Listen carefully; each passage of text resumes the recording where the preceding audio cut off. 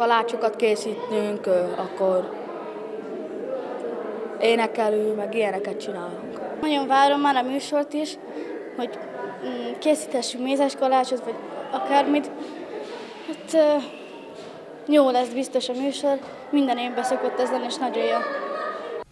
A beszélgetés után már nem kellett mindenre sokat várni, megkezdődött a Bezerédi iskola tagozatán már hagyományos karácsonyi készülődés.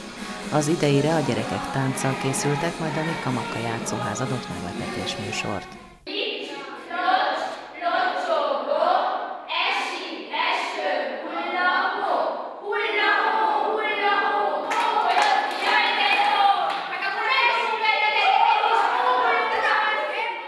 A sok vers, mondóka és ének után még egy bábjátékkal és csokoládéval is meglepték a diákokat a Mikka Makkások.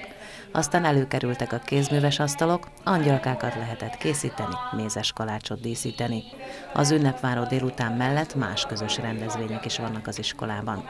Karácsonyi ünnepségünk, azzal zárjuk itt ezt az évet, és akkor oda készülnek a gyerekek karácsonyi műsorral, oda különböző meghívott vendégeink lesznek, illetve szülőket is szeretettel várjuk ebben az évben. Jövőre pedig ugye a farsang, ami hagyományosnak mondható már a diáknappal, egy bekötött farsangunk, ott jelmezbe öltöznek az osztályok, illetve ott is különböző kis meglepetések vannak. Az iskola tagozatára közel 60 gyermek jár. A hétköznapok jó hangulatban telnek, szép környezetben, kiváló feltételek mellett zajlik a tanítás-tanulás. A gyerekek, ahogy el is mondták, minden ünnepi alkalmat közös tevékenységgel töltött délután nagyon szeretnek és várnak.